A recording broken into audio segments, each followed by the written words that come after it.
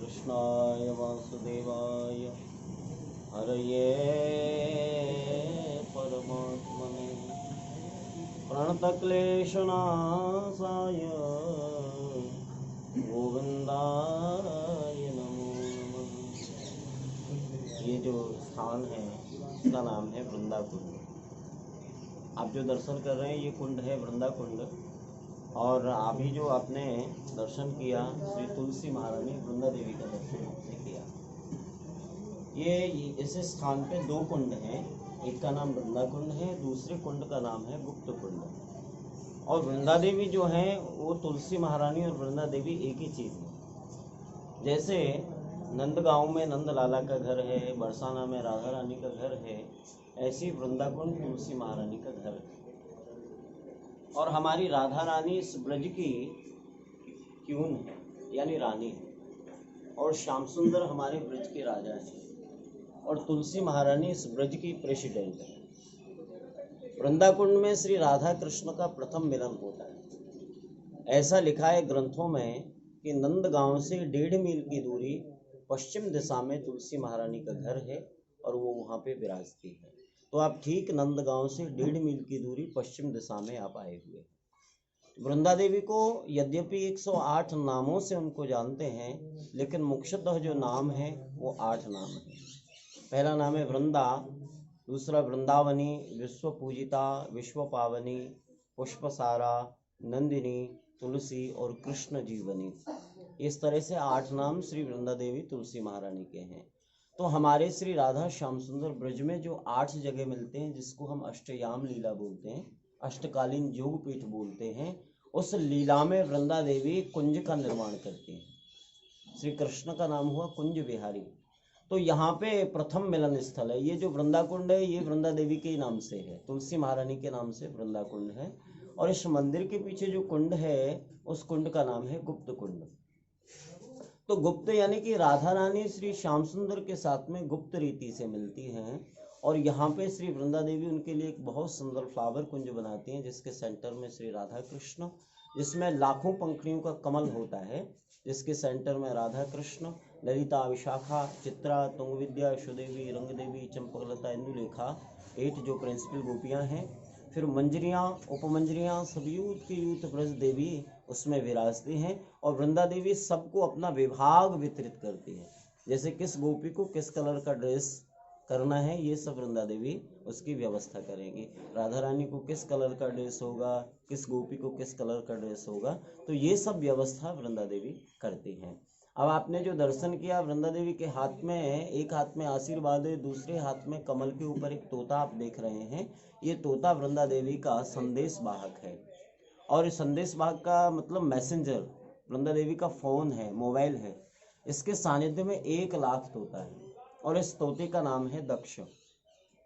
ये वृंदा देवी के लीला में सहायक है।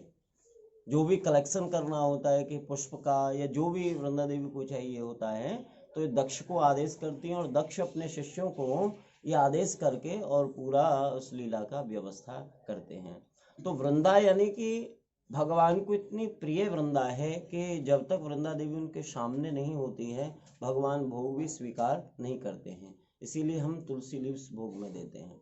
वृंदावन जो है वो वृंदा देवी के नाम से विश्व में वृंदा देवी 2 ही जगह विराजमान हैं। एक तो नंदगांव में वृंदा कुंड में, दूसरे काम्यवन में। यहाँ से आप कुछ दूरी पे जाएंगे तो काम्यवन राजस्थान में एक स्थान है, वहाँ पे श्री तुलसी महारानी विराजमान है और वहाँ पे विराजती है, वहाँ सब लीला का व्यवस्था करती हैं। तो श्री राधा रानी और श्री श्याम सुंदर की परम प्रिय श्री तुलसी महारानी को जब तक हम गले में धारण नहीं करेंगे तब तक श्री ठाकुर जी हमें भी स्वीकार नहीं करेंगे। ऐसी विशेषता है तुलसी महारानी की।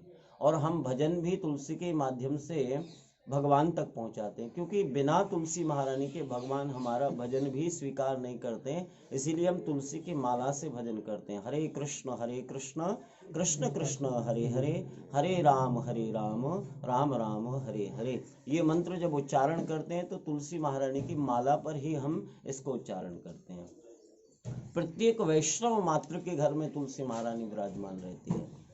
भोग में तुलसी, जाप में तुलसी, आंगन में तुलसी और गौड़ीय वैष्णव के नाक पे तुलसी। क्यों इतनी जरूरी है तुलसी महारानी? क्योंकि वृंदाय तुलसी देव्यायो प्रियाय केशवस्य च कृष्ण भक्ति प्रद देवी सत्यवत्यै नमो नमः।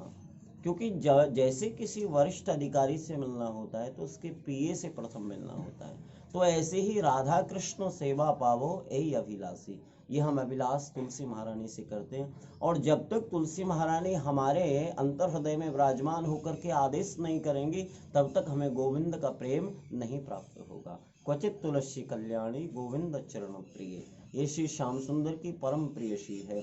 और वनम वृंदावनम नाम पशव्यम नवकाननम गोप गोपी गवां सेव्यम पुण्याद्री तृणवीरुधम।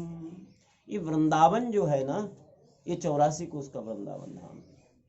उस वृंदावन में श्री राधा श्याम सुंदर युगल स्वरूप में जो लीला करते हैं, वृंदावन जो है भगवान श्री कृष्ण कहते हैं कि 5 योजन विस्तीर्णम धामम च हृदयम ममः।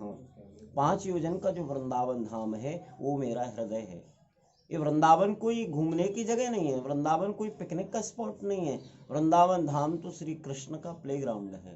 और उस वृंदावन धाम में श्री राधा रानी और श्याम सुंदर जो 8 जगह लीला करते हैं, उस लीला का प्रथम जो व्यवस्था है वो वृंदाकुंड में होता है। ये वृंदाकुंड जो है ये ब्रज लीला प्लानिंग कमीशन है, ब्रज का संसद भवन है। तो सर्वप्रथम यहाँ पे लीला होती है, फिर राधा कुंड श्याम कुंड में लीला होती है, फिर राधा गोविंद मंदिर में लीला होती है, फिर निधिवन में, सेवा कुंज में, ऐसे 8 जो पैलेसेस हैं उन सब में वृंदा देवी उसकी व्यवस्था कराती है। जय श्री वृंदा देवी तुलसी महारानी की जय।